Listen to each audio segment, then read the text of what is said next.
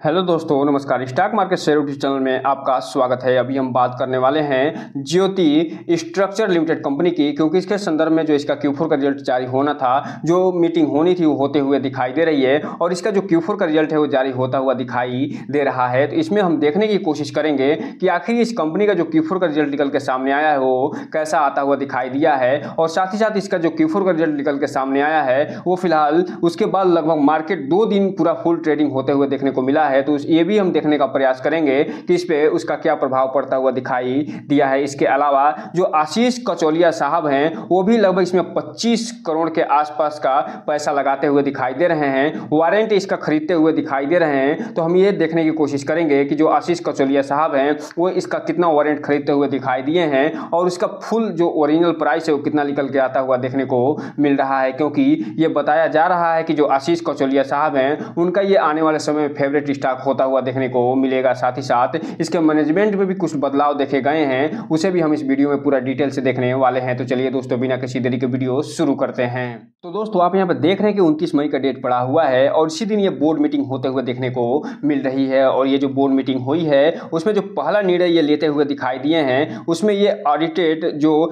Stand alone and जो consolidated जो result है वो जारी करते हुए दिखाई दिए हैं। और इसमें जो कंसोलिडेटेड रिजल्ट है इसे हम देखने वाले हैं, क्योंकि जो कंसोलिडेटेड रिजल्ट होता है उसमें जो सब्सिडीज कंपनियां होती हैं उनका डेटा शामिल होता ही है, साथ ही साथ स्टैंड अलोन का डेटा भी इसमें शामिल होता हुआ ही देखने को मिलता है। इसके अलावा यहाँ पे आप देखिए इसके मैनेजमेंट में कुछ बदलाव भी देखने को मिल रहे हैं और यहाँ पे बताया जा रहा है कि जो कुछ अपॉइंटमेंट हुए हैं इंटरनल ऑडिटर के पद पे, ये फाइनेंशियल 2024-25 के लिए। इसके अलावा कास्ट ऑडिटर भी ये चुनते हुए दिखाई दिए हैं 2024-25 के लिए। साथ ही साथ जो टैक्स ऑडिटर भी चुनते हुए ये दिखाई दिए हैं फाइनेंशियल 2024-25 के लिए। इसके अलावा जो सेक्रेटरियल ऑडिटर हैं वो फिलहाल रीअपॉइंटमेंट उनका होता हुआ दिखाई दिया है 2024-25 के फाइनेंशियल ईयर के लिए। साथ ही साथ यहाँ पे आगे ये बता रहे हैं कि मिस्टर जो Rajiv B Batra as additional director ये बनते हुए देखने को मिल रहे हैं non executive and independent category में। तो इस हिसाब से देख सकते हैं कि ये जो कंपनी है इसमें अच्छा खासा मैनेजमेंट में बदलाव देखा जा रहा है और साथ ही साथ ये जो है एडिशनल जो डायरेक्टर हैं उसमें उनको भी अपॉइंटमेंट ये करते हुए दिखाई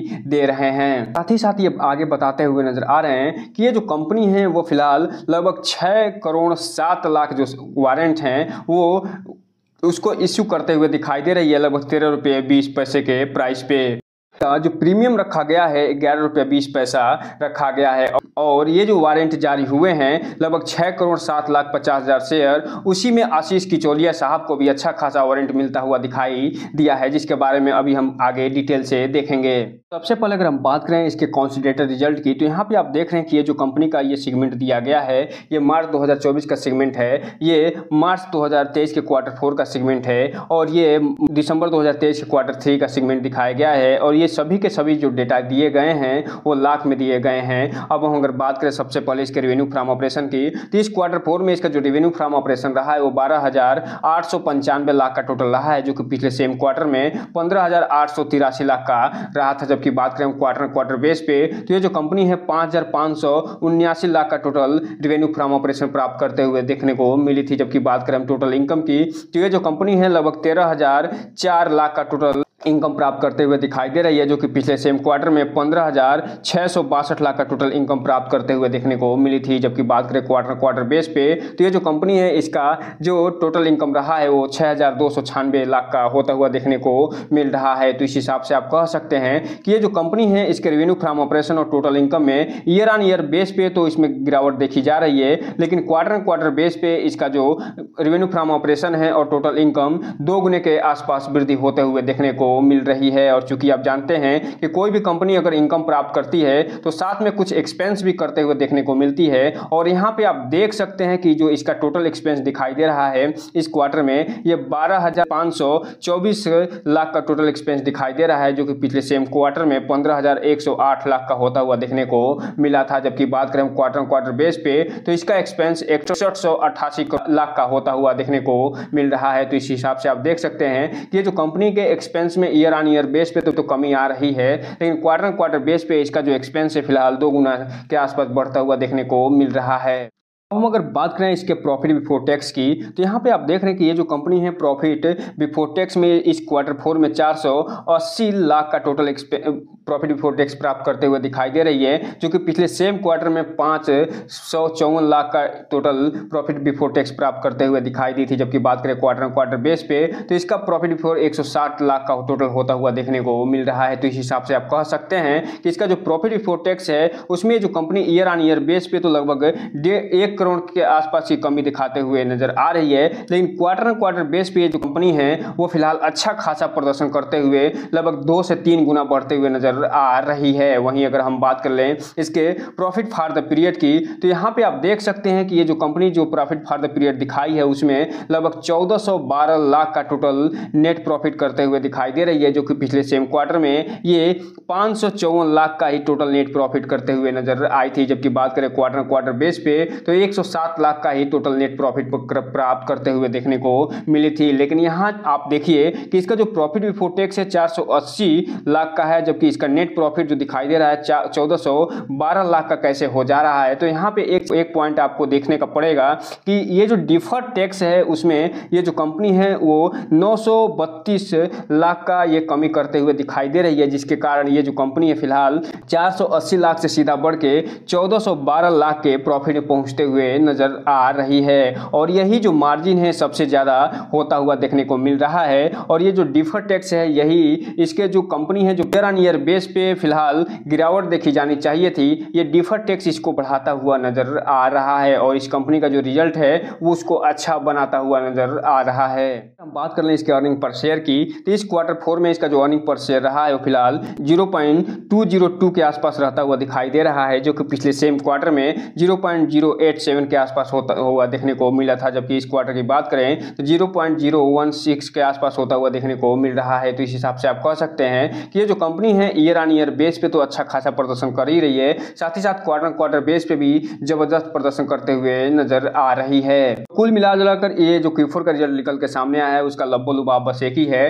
कि ये जो कंपनी है रेवेन्यू फ्रॉम ऑपरेशन और टोटल इनकम में ईयर ऑन ईयर बेस पे तो उतना बढ़िया प्रदर्शन नहीं करी है, लेकिन क्वार्टर बेस पे ये कंपनी धमाका करते हुए नजर आ रही है। जबकि बात करें हम इसके प्रॉफिट फॉर द पीरियड की, तो उसमें ये जो कंपनी है डिफर्ड टैक्स के कारण न केवल ईयर ऑन ईयर बेस पे प्रॉफिट में जाते हुए नजर आ रही है, बल्कि क्वार्टर बेस पे भी ये कंपनी जो है अच्छा खासा प्रदर्शन करते हुए नजर आ रही है। इसलिए इसे हम अगर स्टार के रूप में देना हो तो हम इसे 3 स्टार ही देते हुए नजर आएंगे। हम अगर बात करें थोड़ा सा इसके सब्सिडीज कंपनियां जो हैं उनके बारे में, तो यहाँ पे आप देख रहे हैं कि JSL जो कारपोरेट सर्विस लिमिटेड है इसके 100% की सब्सिडी होते हुए दिखाई देती है और ये इंडिया में काम करती है। ज्योति एनर्जी जो ये भी 100% की सब्सिडी है और इंडिया में काम करते हुए दिखाई देती है। ज्योति स्ट्रक्चर जो है यूनाइटेड स्टेट में, ज्योति स्ट्रक्चर अफ्रीका जो साउथ अफ्रीका में काम करते हुए देखने को मिलती है और इसमें 70% की हिस्सेदारी है। जबकि ज्योति जो स्ट्रक्चर नाइजीरिया है वो नाइजीरिया में, ज्योति स्ट्रक्चर केन्या यानी केन्या में, ज्योति स्ट्रक्चर नामीबिया में भी काम करते हुए देखने को मिलती है। इसके अलावा इस कंपनी के कुछ ब्रांचेज भी हैं जो अलग अलग देशों में काम करते हुए देखने को मिलते हैं। तो यहाँ पे आप देख रहे हैं कि JSL Bhutan, JSL Georgia, Kenya, south Africa, Tanzania, Tunisia के साथ साथ युगांडा में भी ये काम करते हुए देखने को मिलते हैं। तो इस हिसाब से आप देख सकते हैं कि इसका प्रेजेंस न केवल इंडिया में होता हुआ दिखाई दे रहा है, बल्कि अफ्रीकन कंट्री के साथ साथ यूरोपियन कंट्रीज में भी इस कंपनी का अच्छा खासा धाक जमता हुआ दिखाई दे रहा है। अब हम अगर बात करें कि जो ये वारंट को इक्विटी शेयर में कन्वर्ट करते हुए दिखाई दिए हैं उनकी, तो यहाँ पे आप देख रहे हैं कि 2 करोड़ 30 लाख जो शेयर हैं फिलहाल वो 11 रुपये 20 पैसे के प्रीमियम पे लगभग 30 करोड़ 36 लाख में ये फिलहाल शेयर में कन्वर्ट करते हुए दिखाई दे रहे हैं। और इसी संदर्भ में यहाँ पे आप देख रहे हैं कि आशीष किचोलिया साहब का नाम भी आता हुआ दिखाई दे रहा है, जो कि नॉन प्रोमोटर में ये आते हुए नजर आ रहे हैं। इनके पास 1 करोड़ 80 लाख जो इक्विटी शेयर हैं, ये फिलहाल टोटल पेड अमाउंट जो निकल के आता है लगभग 24 करोड़ के आसपास आता हुआ दिखाई दे रहा है। उतने में ये फिलहाल इसे लेते हुए दिखाई दे रहे हैं। और इसके अलावा जो अंकुन इम्पैक्स प्राइवेट लिमिटेड है वो भी नॉन प्रोमोटर कैटेगरी में लगभग 50 लाख जो शेयर हैं वो 6 करोड़ 60 लाख में ये खरीदते हुए देखने को मिल रहे हैं। और ये यहाँ पे आप देख रहे हैं कि 2 करोड़ 30 लाख जो इक्विटी वारंट है उन्हें इक्विटी शेयर में ये बदलते हुए दिखाई दे रहे हैं 30 करोड़ 36 लाख में। इस हिसाब से आप कह सकते हैं कि नॉन प्रोमोटर कैटेगरी में आशीष किचोलिया साहब का अच्छा खासा प्रेजेंस होता हुआ देखने को मिल रहा है। चूंकि आप जानते हैं कि कोई किसी भी कंपनी में अगर कोई बड़ा सा इन्वेस्टर कोई इन्वेस्ट करता है तो उसे कुछ भविष्य में कुछ ऐसा चीज़ दिखाई देता है जिसके कारण ये आने वाले समय में वो कंपनी आगे बढ़ती हुई दिखाई देती है। इसीलिए तो बड़े इन्वेस्टर हैं वो इन्वेस्ट करते हुए दिखाई देते हैं। और इसी संदर्भ में आशीष किचौलिया साहब भी इसको ऐसा लग रहा है कि कुछ इस कंपनी में आगे आने वाले समय में बड़ा हो सकता है, इसलिए इसमें लगभग 24 करोड़ रुपए में 1 करोड़ 80 लाख जो शेयर है वो इसे वारंट को इक्विटी शेयर में कन्वर्ट करते हुए देखने को मिल रहे हैं। अब ये देखना दिलचस्प रहेगा कि इनका जो अनुमान है वो कितना सही साबित होता है। लेकिन जो रिटेल इन्वेस्टर है उनके लिए एक डिस्क्लेमर देना चाहेंगे कि इस कंपनी में कोई भी इन्वेस्टमेंट करने से पहले अपने वित्तीय सलाहकार से संपर्क जरूर करिए, क्योंकि ये जो वीडियो है सिर्फ और सिर्फ एजुकेशनल पर्पस के लिए बनाया जा रहा है, सिर्फ और सिर्फ जानकारी देने के लिए बनाई जा रही है। अगर बात करें इसके चार्ट पैटर्न की तो चूंकि ये जो रिजल्ट निकल के आया था Q4 का वो 29 तारीख को निकल के आता हुआ दिखाई दिया था और उसके बाद 2 trading session full trading session होता हुआ दिखाई दे रहा है। और यहाँ पे इस कंपनी में 31 तारीख को लगभग 4% की गिरावट देखी जा रही है और 25 रुपये 65 पैसे पे बंद होता हुआ नजर आ रहा है। और यहाँ पे आशीष किचौलिया साहब भी लगभग 1 करोड़ 80 लाख जो शेयर हैं वो खरीदते हुए नजर आ रहे हैं। वहीं अगर हम बात करें 5 दिन की चार्ट पैटर्न की तो ये जो कंपनी है 3.5% का निगेटिव रिटर्न निकाल के दी है। 1 महीने की बात करें तो 8% का नेगेटिव रिटर्न, जबकि 6 महीने की जब बात करेंगे तो ये 50% का पॉजिटिव रिटर्न निकाल के देते हुए नजर आएंगे। जबकि बात करें एयरटेल डेट की तो 37% का नेगेटिव रिटर्न, जबकि बात करें 1 साल के चार्ट पैटर्न की तो 1 साल में ये जो कंपनी है 200% का रिटर्न निकाल के दे चुकी है। जबकि बात करें मैक्सिमम चार्ट पैटर्न की तो ये जो कंपनी है मैक्सिमम चार्ट पैटर्न में ये दिखा रहा है कि ये जो कंपनी 1999 में लिस्ट होते हुए दिखाई दी थी 10 रुपये से 11 रुपये के बीच में, और ये फिलहाल अभी 134% का ही रिटर्न निकाल के देते हुए नजर आ रही है। इसीलिए जो भी रिटेल इन्वेस्टर हैं थोड़ा सा ध्यान से इसमें आगे बढ़ने की कोशिश करिएगा। तो दोस्तों ये रहा आज का वीडियो। इस चैनल को लाइक करें, सब्सक्राइब करें और बेल आइकन हिट करना तो बिल्कुल ना भूलें ताकि नए वीडियो के जो अपडेट्स आपको इसी समय पे मिलता रहे। जय हिंद दोस्तों।